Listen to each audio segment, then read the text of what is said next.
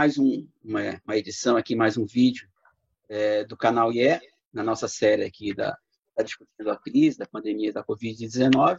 E hoje a gente trouxe dois professores, o Norberto Martins, que é do IE do FRJ, e o Caio Pimentel, que é professor também do FRJ, mas é do IPU.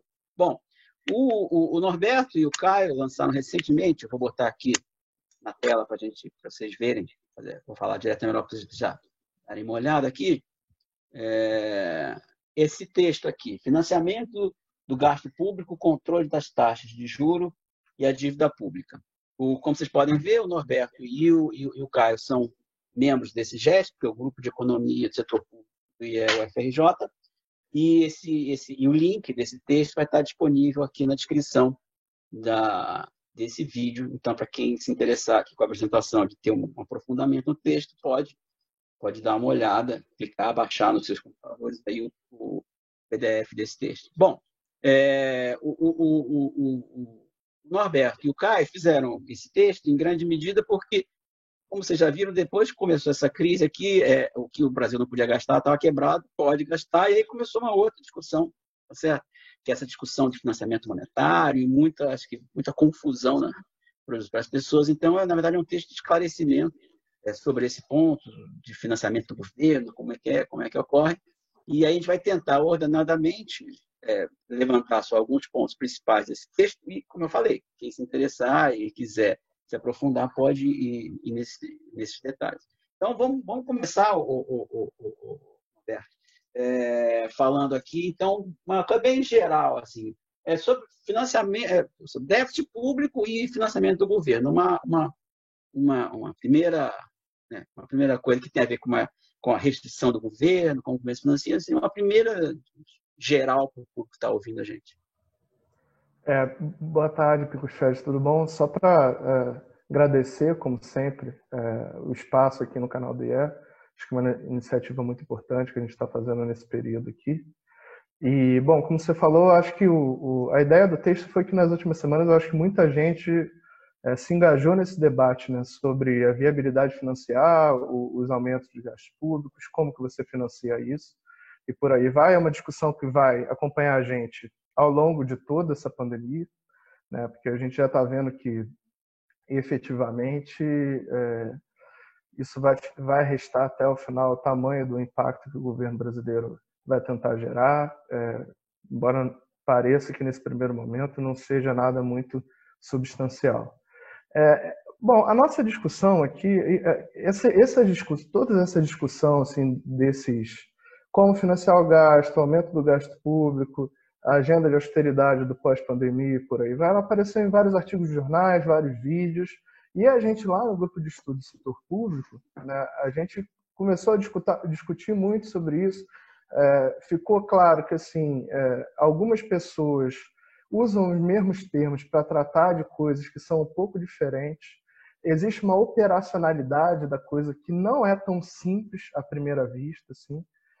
E também tem uma confusão importante entre o que é o plano mais abstrato, assim, né, e as coisas práticas, como que as coisas acontecem na institucionalidade brasileira, né? Então, assim, o Caio foi quem propôs originalmente a gente fazer esse trabalho, né? E esse documento, basicamente, ele tenta sintetizar isso. Acho que, de repente, o Caio pode dar uma palavrinha sobre isso e também abrir com a discussão dele sobre o financiamento, o orçamento do governo, e depois eu retorno. Boa tarde, gente. Boa tarde, Bob. Boa tarde, Pixfeld. Queria agradecer o convite, reforço a importância de iniciativas como essa, né? E como, Pincos, você falou, né? Há tempos que essas frases que o governo está quebrado habitam aí o debate público, né? As taxas de juros vão disparar, a inflação vai disparar. Então, e, infelizmente, isso não são só afirmações do debate público, né? No bojo desse debate que vem acontecendo no Brasil nas últimas décadas, o Brasil construiu um aparato institucional que tenta constranger, né, de maneira bem forte o gasto público, né? A cereja desse bolo é a Emenda Constitucional 95, né, que por no mínimo 10 anos, impede basicamente aumento do gasto primário real, né? E com o advento dessa pandemia, né, diversos economistas, inclusive aquele, né, que era ministro da Fazenda na época que foi promulgada a Emenda Constitucional 95, né, resolveram começar a defender a expansão fiscal, né, o aumento do gasto público, inclusive defender o financiamento monetário, né?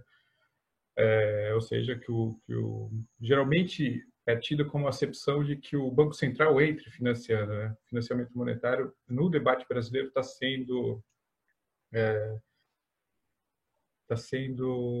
descrito com essa acepção, né? Como se o Banco Central tivesse que entrar. Então, eu pensei, depois aí chamei o Bob para participar, né, Norberto, para fazer,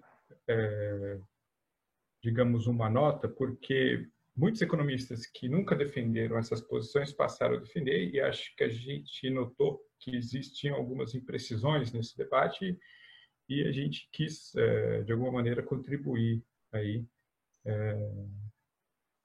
com esse debate, né? Bom, quer falar ainda, Roberto?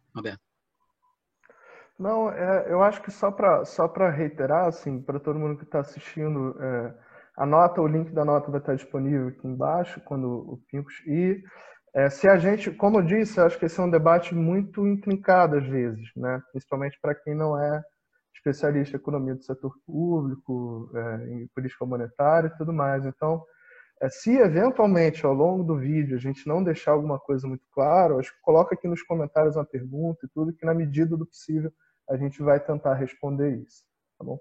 Tá legal. Bom, então, vocês deram uma introdução, não sei se preferem, então, vamos juntar um pacote, então, sobre essa questão mais geral de como é financiado e como esse financiamento ocorre no Brasil. Acho que é melhor já para juntar, porque é melhor que já dá uma coisa, inclusive, mais prática, mais visível.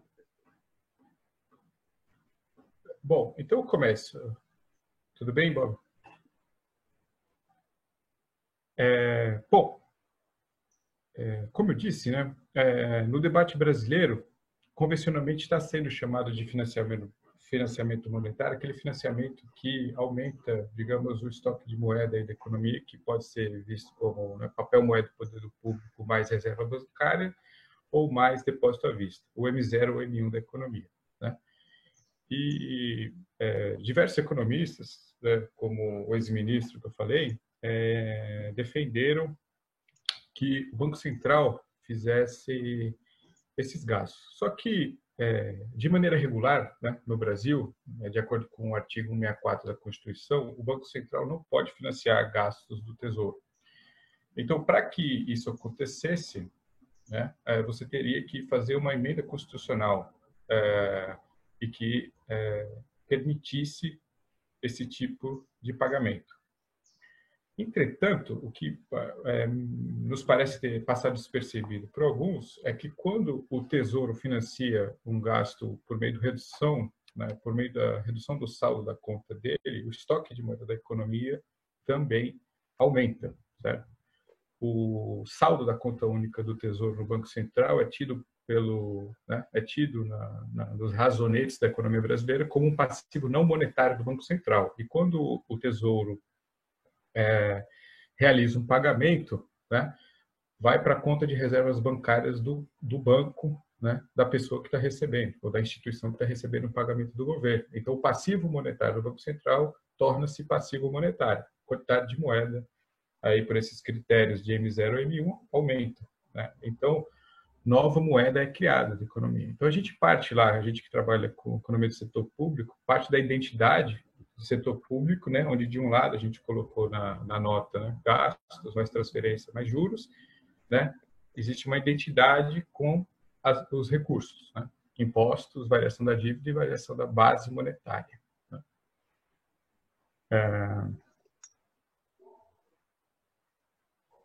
Então, como é uma identidade, né, esses dois lados, do gasto de um lado e das possíveis receitas, das fontes, né, eles são necessariamente iguais. Então, como eu disse, né? Seja se o Banco Central fizer o pagamento ou dar os recursos para o Tesouro fazer, ou se o próprio Tesouro utilizar os recursos que ele tem depositados, os haveres monetários que ele tem no Banco Central, se ele utilizar isso aí, reduzir o saldo dessa conta, a quantidade de moeda ela aumenta na economia. Cara, só para retomar aqui, então, essa ideia, eu acho que a gente tentou na nota partir dessa ideia da equação de identidade do orçamento do governo, que de um lado aqui a gente vai ter os gastos, né, os gastos em si, as transferências e tudo mais, e do outro lado a gente vai ter tudo aquilo que vai poder ser utilizado para financiar, entre aspas, os gastos. Quando a gente está trabalhando com identidade, a gente está falando só do contábil. A gente não está falando que um lado causa o outro, nem nada disso. Acho que isso é uma noção importante. Então, assim, se a gente ficar ainda nesse plano meio abstrato, né, a gente pode pensar que, assim, se a gente tiver um aumento das despesas do governo, isso não precisa coincidir temporalmente, por exemplo, com uma maior arrecadação de impostos. O governo pode gastar antes e arrecadar depois. Tem outras fontes de recursos que estão disponíveis, né, para financiar isso. Como o Caio falou, na prática acaba que o saldo da conta única vai ser o mais importante no curto prazo, mas você pode ter, o Tesouro pode vender títulos públicos, vender a base, ter uma ampliação da base monetária com financiamento direto pelo Banco Central e por aí vai, né? Só que nesse plano abstrato, a base monetária ela pode ser sim compreendida como uma das fontes de recursos do governo. Só que quando a gente sai do abstrato e vai para o mundo real, né, a forma como o governo se financia efetivamente, ela vai depender dos arranjos institucionais, da legislação que está vigente em cada país.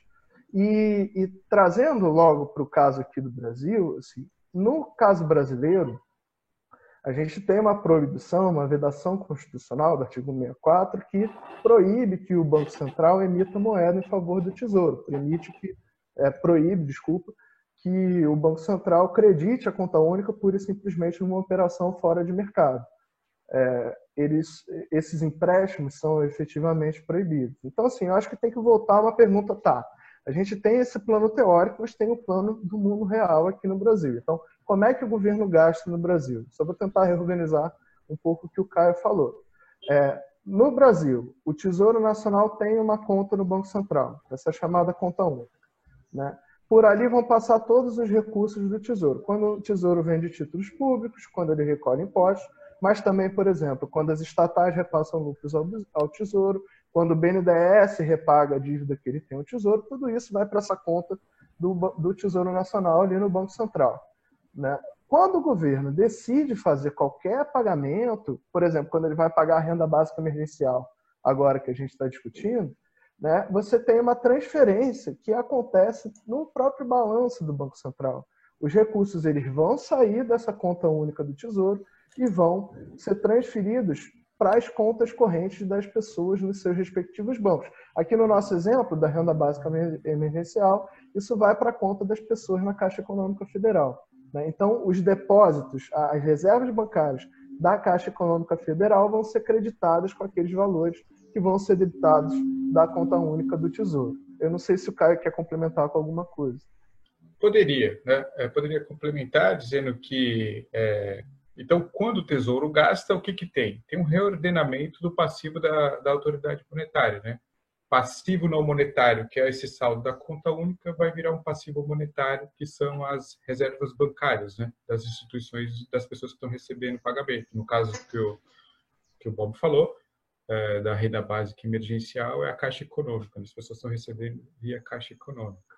Mas, como a gente falou, esse é só o primeiro efeito, né, da coisa.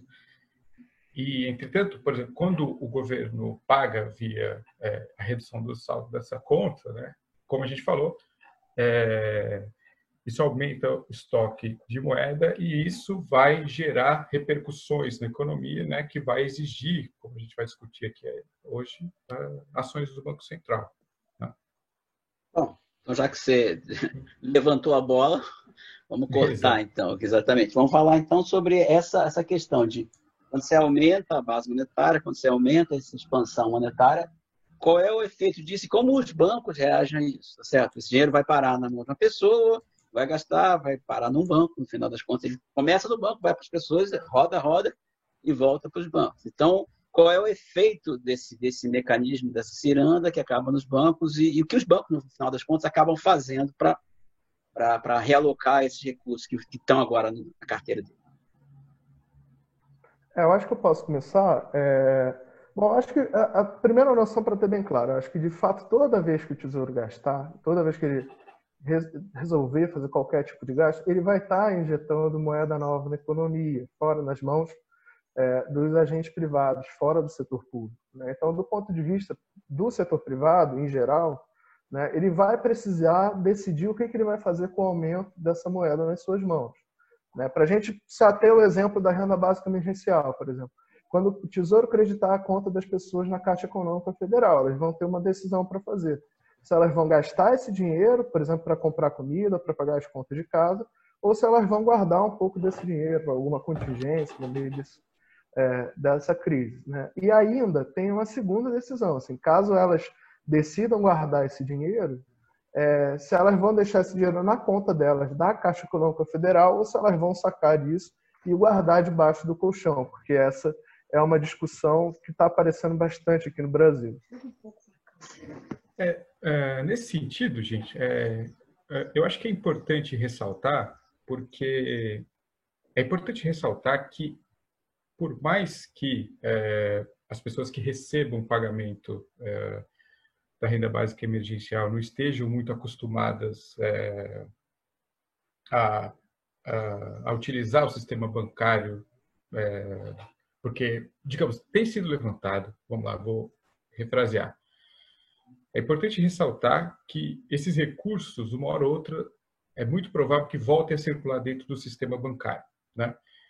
No debate brasileiro, tem sido afirmado que porque a população, parte da população que está recebendo a renda básica emergencial, ela não é bancarizada, esses recursos não impactariam, né, as operações compromissadas do Banco Central, né? É como se a pessoa sacasse o dinheiro, né, virasse papel moeda em poder do público e esse recurso não voltasse a circular no sistema bancário.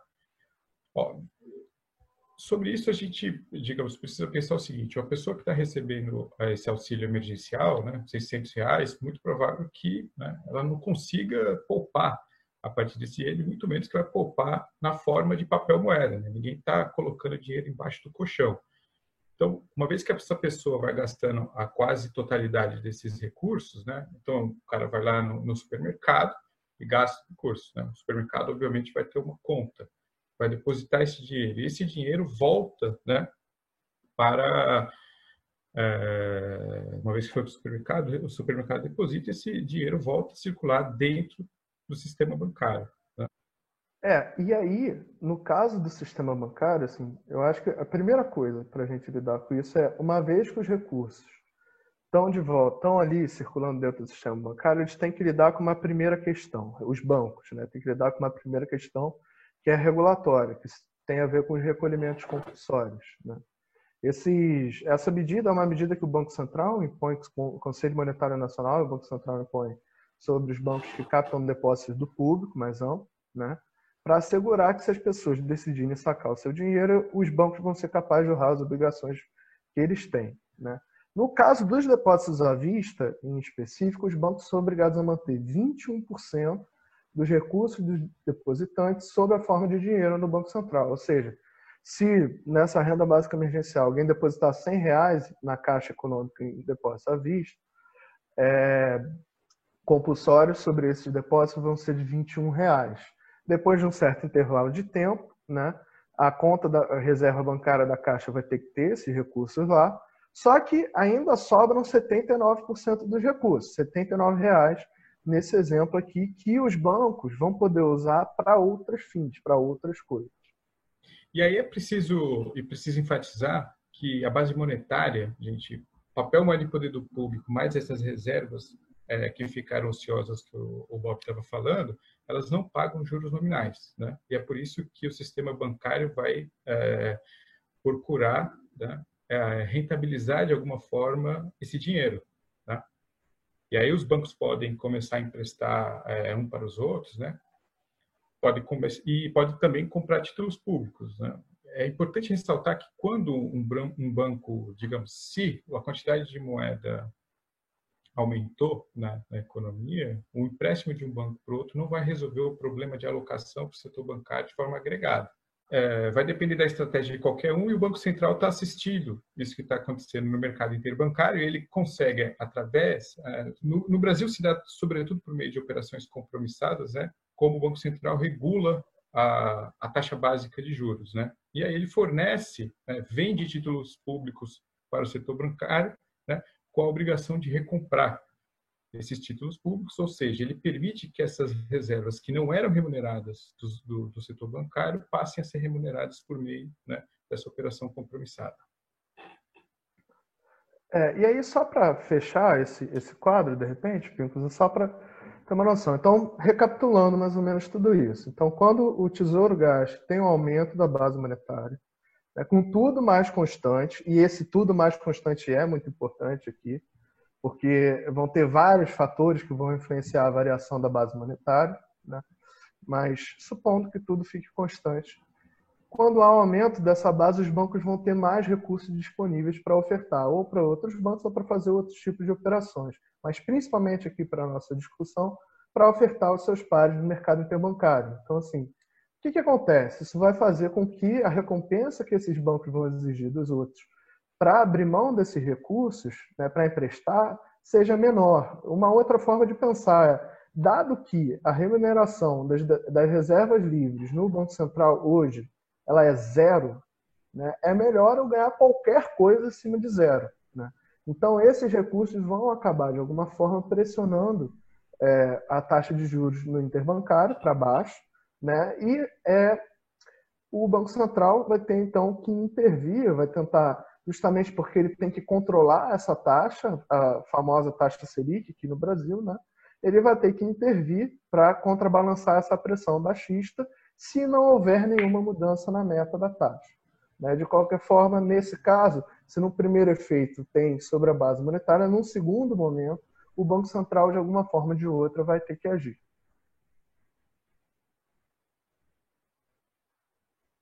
Tá legal. Bom, então, só para as pessoas, só para reforçar, o que nossos amigos acabaram falando foi o que a gente chama de nexo fiscal monetário.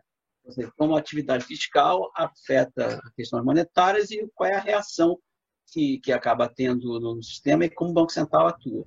Então, vamos só reforçar esse ponto. Então, não, assim, o crescimento da dívida pública acaba sendo não necessariamente pelo financiamento, mas pela gestão de política monetária crescendo, certo? Então, o que vocês têm então, a falar sobre isso, sobre esse crescimento que é inevitável da dívida pública, que vai ocorrer pelo próprio crescimento do gasto público nessa situação de tentar, pelo menos, compensar de alguma forma a queda do gasto privado durante essa pandemia? Então, vamos lá.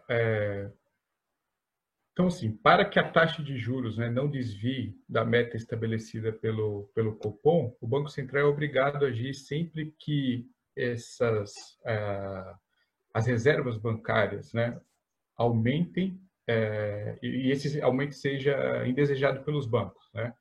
Novamente, quem vai decidir isso, quem vai ter que ter um papel ativo são os bancos, né? E o Banco Central ele tem um papel passivo. Ele tem uma meta de juros, né? E ele vai ofertar a quantidade de títulos públicos no Brasil, de novo, sobretudo por meio de operações compromissadas. Ele vai oferecer essa quantidade de títulos públicos que seja suficiente para enxugar todo o excesso de moeda, né? Que não paga juros nominais, né?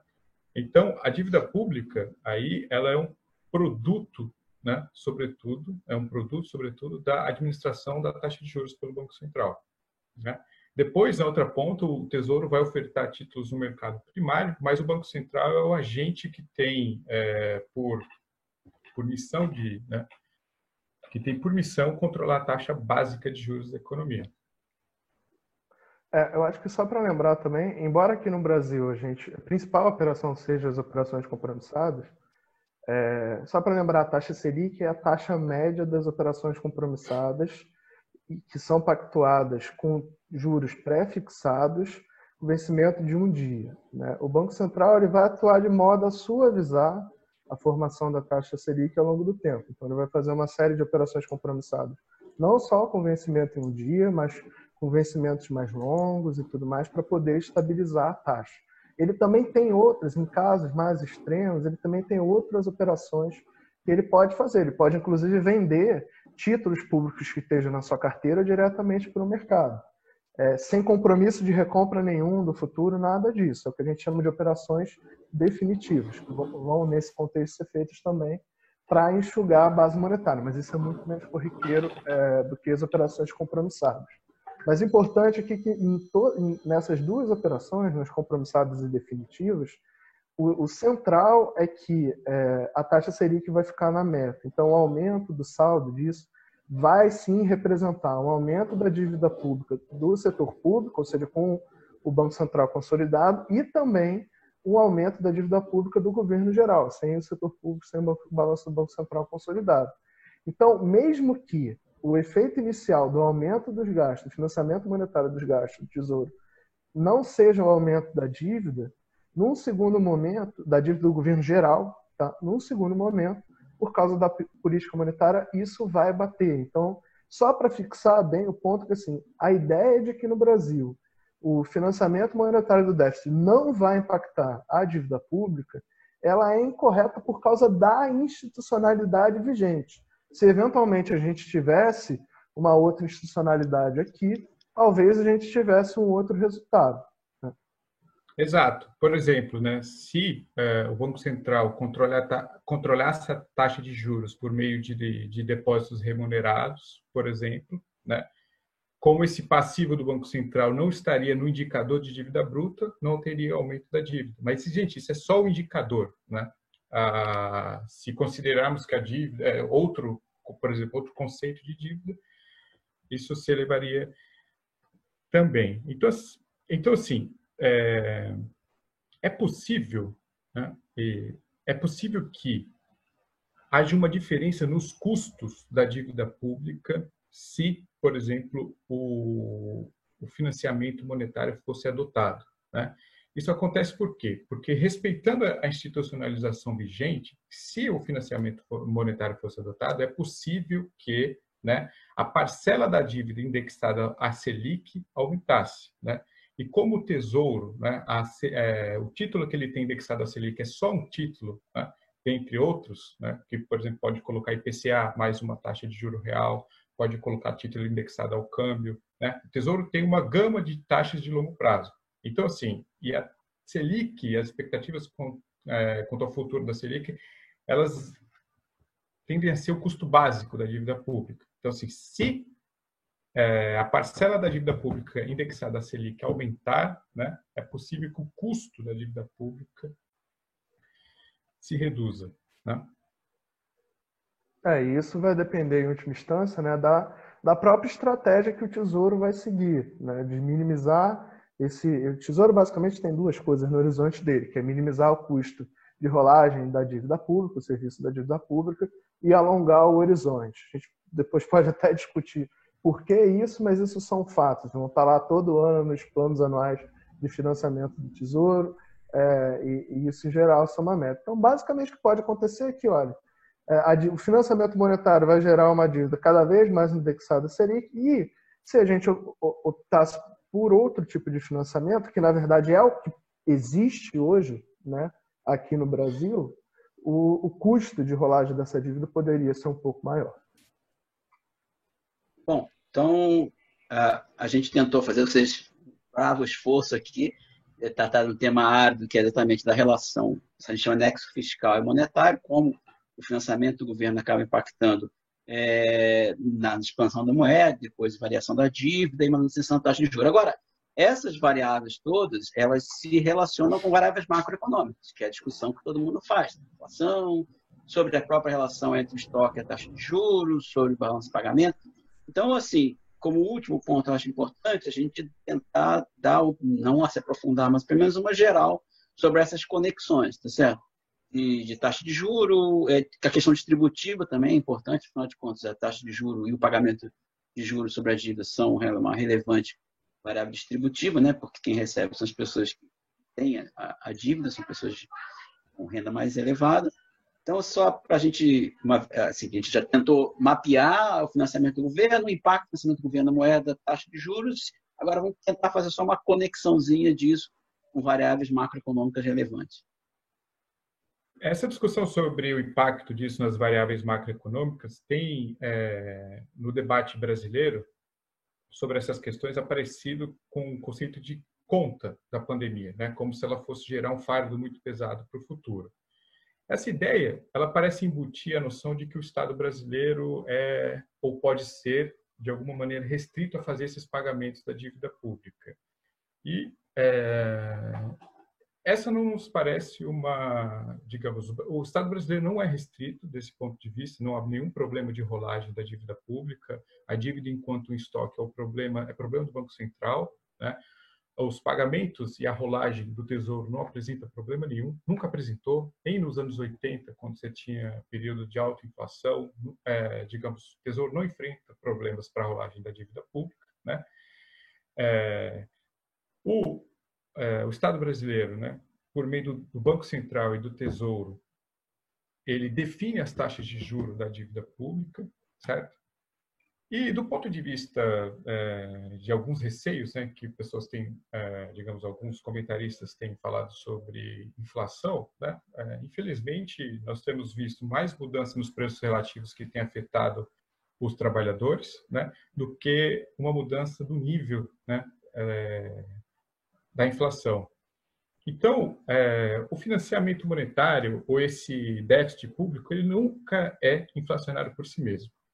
Quando se fala do custo da dívida pública, né, realmente se tem uma questão a discutir, né, porque a taxa de juros ela acaba sendo um rendimento daqueles que concentram renda, daqueles que têm a renda, né, tem bastante riqueza na sociedade. Então, a riqueza na forma de títulos públicos vai render a taxa de juros definida pelo governo. Então, assim, depois da pandemia, quando passar essa urgência, essa emergência, né, das medidas, né, se pode rediscutir isso. Se pode rediscutir, por exemplo, a tributação progressiva, como classicamente, né, essa discussão foi levada a cabo, e tem pessoas propondo, como o Fabiano Dalto, da Federal do Paraná, tem propondo medidas inovadoras, como, por exemplo, as pessoas terem contas no Banco Central. Então, assim, temos uma questão que é salvar a economia brasileira nesse momento de pandemia. Depois a gente pode, né, rediscutir a conta, né? Podemos usar a tributação progressiva, podemos usar formas mais inovadoras, né?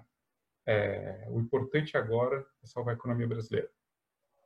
E só para retomar um outro ponto que aparece muito nas discussões, assim, que para vários economistas, o aumento da dívida pública que a gente vai ter agora, associado à pandemia, ele vai gerar um aumento das taxas de juros que o Estado brasileiro vai ter que pagar na dívida pública. E, assim, isso não é exatamente verdade, isso não é realidade. Acho que se serviu alguma coisa na última década, se a última década serviu para alguma coisa, é para mostrar que o custo da dívida pública, na verdade, tem pouco a ver com o seu tamanho, reforçando o ponto do Caio de que, olha, o Estado tem a capacidade de fixar essa taxa, né? Então, se a gente pega o caso dos Estados Unidos, se a gente pega o caso do Japão, na última década, a gente vê que assim, a dívida pública teve um aumento substancial e as taxas de juros pagas nela não necessariamente acompanharam isso. Acho que outra coisa também que aparece aqui no Brasil, para alguns economistas também levantando a possibilidade, mas então a gente lida com isso de uma forma muito simples. A gente bota a taxa Selic em zero, manda o Comitê de Política Monetária botar a taxa de juros básica em zero, e esse endividamento adicional não vai ter custo nenhum em termos de juros para o Estado brasileiro. Acho que, nesse caso, a gente só tem que lembrar de uma coisa, e precisa reconhecer que, assim, embora essa medida de redução da taxa de juros para zero seja até desejável, né, a gente tem que lembrar que ela tem alguns efeitos colaterais, né, que podem ser não tão desejáveis assim. Né? A gente já viu aqui, nesses primeiros momentos da crise, que você teve uma saída de capitais muito grande dos países emergentes, do Brasil incluso, né, em termos de velocidade, tamanho e tudo.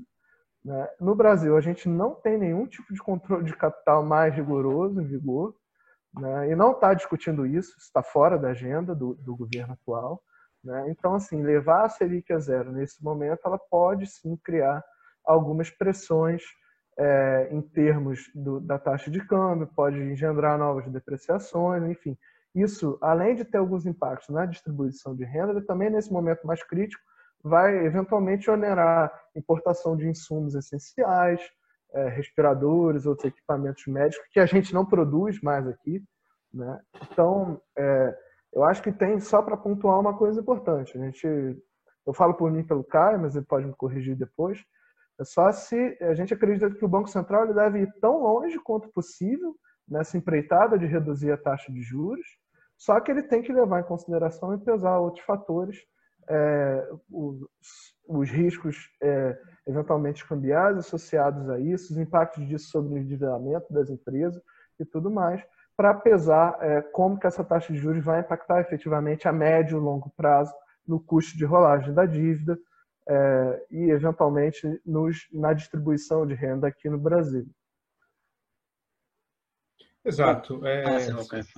Sobre, digamos, essa parte da ponderação, eu concordo com o que o Bob falou sobre os cuidados que o Banco Central tem. Não é de modo, não é de nenhum modo consensual que o Banco Central deva levar essa taxa a zero, né?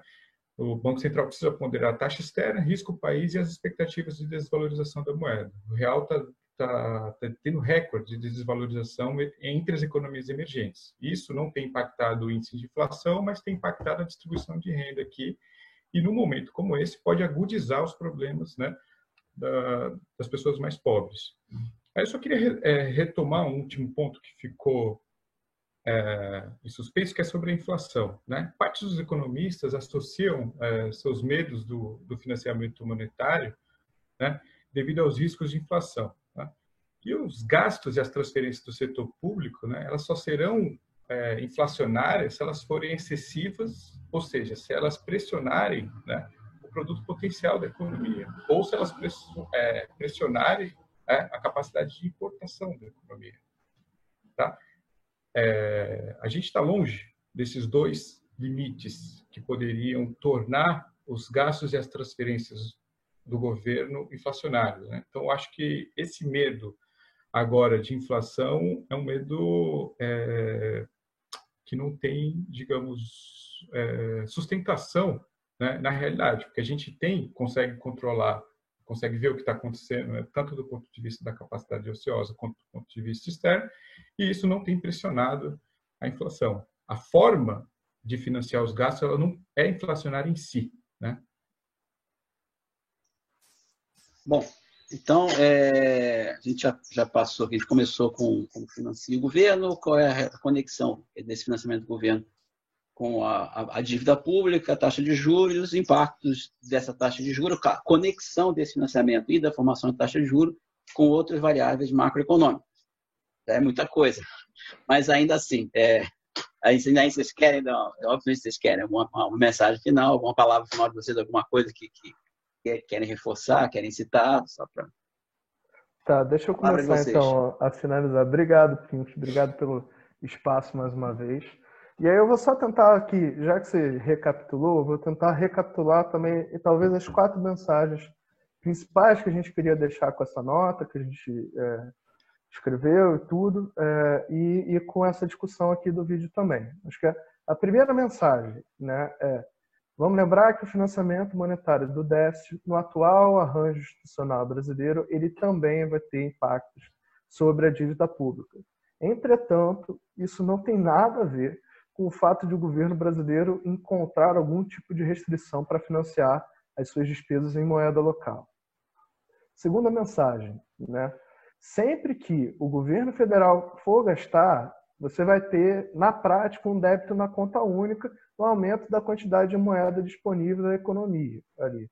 Então, o fato da quantidade de moeda disponível da economia aumentar não resulta automaticamente em mais inflação. A gente rejeita a hipótese quantitativista, assim como a experiência americana do Banco Central Europeu mostraram para a gente.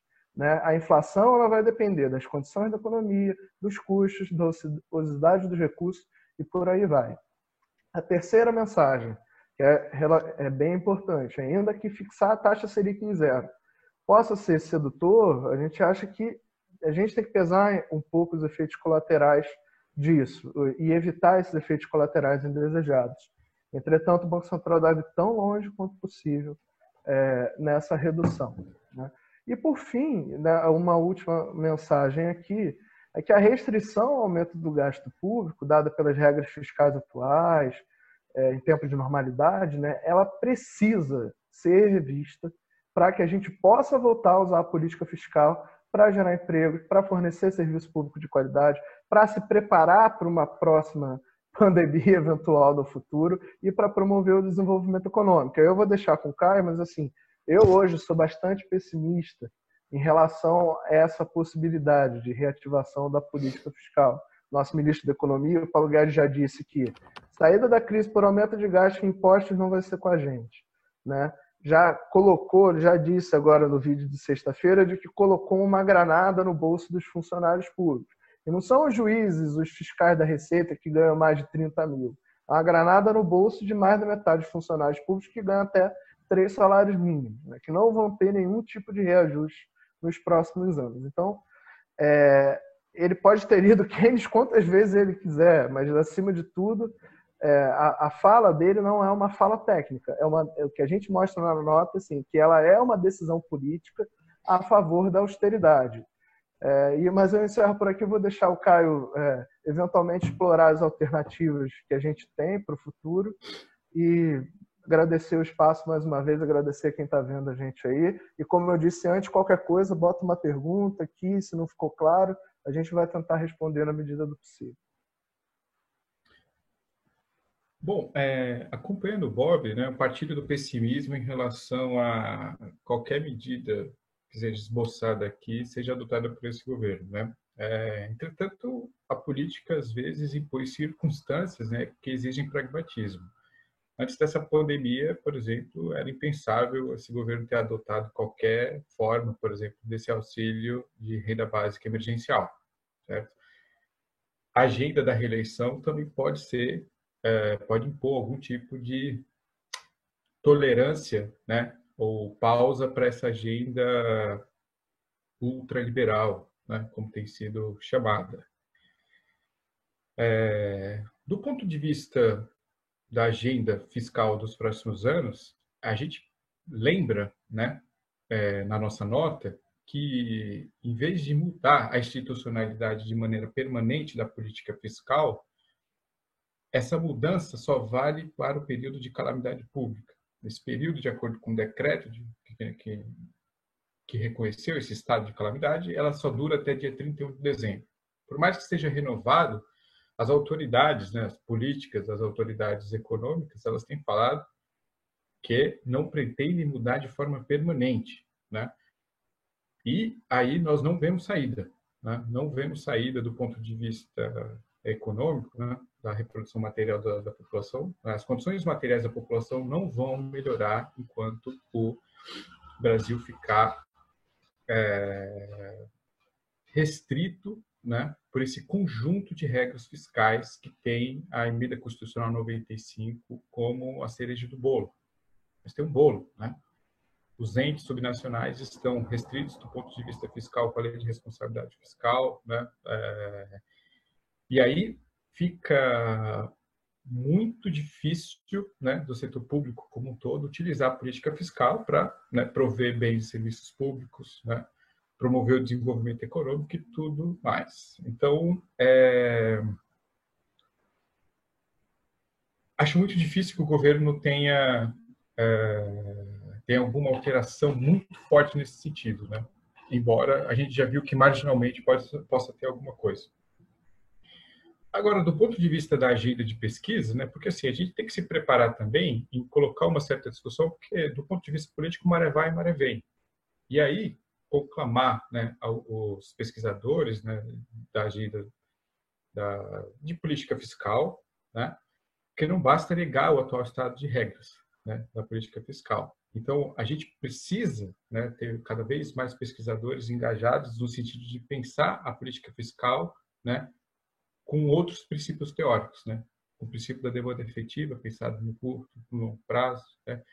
Com esses avanços que o pessoal da MMT, da moeda endógena, tem trazido, né? Com as ideias de finanças funcionais do Lerner, né? E é preciso que a gente tenha algum pensamento organizado e sistematizado sobre como avançar na institucionalização dessas ideias quando, né, politicamente houver espaço, porque a gente não controla exatamente isso, né? Então, assim, mesmo do lado heterodoxo, a política fiscal em geral é pensada, né, como um estabilizador de um ciclo, né, sendo a tendência de crescimento das economias considerada exógena, né? Se a gente mudar esse pressuposto, né, e começar a pressupor que a própria tendência de crescimento, né, ela é sensível, condicionada crucialmente pela política fiscal, a gente pode pensar num redesenho geral das regras, né, que regulam as finanças públicas, o gasto público, né? Então, reforçando que são importantes contribuições nesse sentido, né, e em determinados momentos a gente pode ter alguma alternativa, né? E a busca, né, de ideias, de sistematizar um conjunto de ideias e estar pronto para quando esse período chegar é muito importante. Beleza? Bom, agradeço. Obrigado a participação de vocês. Reforço. Aliás, eu queria falar uma coisa, que tem uma coisa que esse governo não nos decepciona é em dar notícia ruim. Eles acabaram de dizer que vão se endividar externamente, não sei se vocês viram isso, para pagar dinheiro para os funcionários públicos que recebem em real. Então, é difícil ficar muito otimista, mas a gente não vai deixar de ficar otimista também, porque é difícil, mas a gente tenta. Eu agradeço muito a vocês pelos esclarecimentos, tá certo? De novo, falo como o Norberto falou aqui, não só façam perguntas, escrevam, como olhem e leiam o artigo que está aqui na descrição, baixem e se interessem, como o Caio falou, que a gente precisa cada vez mais, para diminuir esse pessimismo da Terra, gente que leia, que entenda, que tenta de alguma forma se contrapor a essas barbaridades, para ser sincero. Então, tá bom, obrigado, Bob, obrigado, Caio. Gente, Valeu. Obrigado para todo mundo. Até a próxima. Um abraço. Até a próxima. Um abraço. Tchau, tchau. Um abraço.